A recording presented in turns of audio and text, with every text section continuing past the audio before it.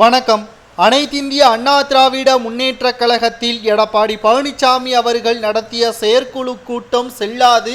மீண்டும் அதிமுகவில் OPS, Sasikala, TTV Dinakaran இவர்களை நாங்கள் கொண்டு வருவோம். தென் மாவட்ட நிர்வாகிகளை எதிர்த்து எடப்பாடியால் எதுவும் பண்ண முடியாது. எந்த ஒரு பிரச்சாரத்திற்கும் தென் மாவட்ட நிர்வாகிகள் எடப்பாடி பழனிசாமி அவர்களுக்கு ஆதரவுகளை கொடுக்க மாட்டோம் என்பதையும் எடப்பாடி பழனிசாமி அவர்களுக்கு எதிராக பன்னீர்செல்வத்தின் ஆதரவாளர்கள் தெரிவித்திருக்கிறார்கள். கட்சியிலிருந்து முழுமையாக ஓபிஎஸ் அவர்களை நீக்கியாச்சு என்று செயற்குழுவில் எடப்பாடி பழனிசாமி அவர்கள் சொல்லியிருக்கிறார். ஆனால் நீதிமன்றத்தில் வழக்கு நடந்து கொண்டுதான் இருக்கிறது.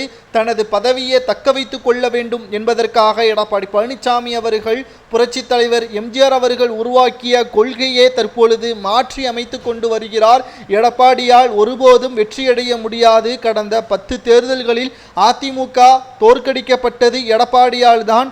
30% வாக்கு சதவீதத்தை இதுவரை மக்களவை தேர்தலில் அதிமுக பெற்று வந்தது.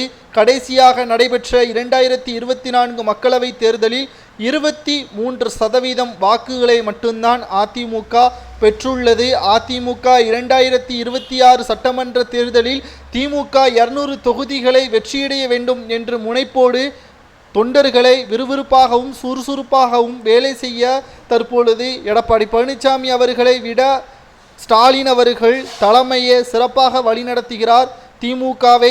ஆனால் அதிமுகவில் மட்டும்தான் பதவி வெறியின் காரணமாக எடப்பாடி பழனிசாமி அவர்கள் மிக மிக மோசமான செயல்பாட்டினால் அதிமுக தொண்டர்கள் இல்லாத அதிமுகவா வரக்கூடிய நாட்களில் அமைகிறதாக எடப்பாடி பழனிசாமி அவர்களிடம் தென் மாவட்ட நிர்வாகிகள் கூறியுள்ளார்கள். 2026 சட்டமன்ற தேர்தலில் ஒருங்கிணைந்த அதிமுகவால் மட்டும்தான் வெற்றியடைய முடியும். இல்லை என்றால் எடப்பாடியை நாங்கள் விரட்டியடித்து அதிமுகவில் ஓபிஎஸ்ஐ கொண்டு வருவோம், அவருக்கு முக்கியத்துவத்தை கொடுப்போம்.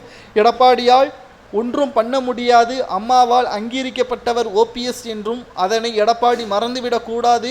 கூவத்தூரில் யார் காலில் விழுந்து பதவியை பெற்றார் என்பதையும் மறந்துவிடக்கூடாது என்பது எடப்பாடி பழனிசாமி அவர்களுக்கு அறிவுரையும் கூறியிருக்கிறார். மாவட்ட செயலாளர்கள் இவர்கள் கூறியது சரியா?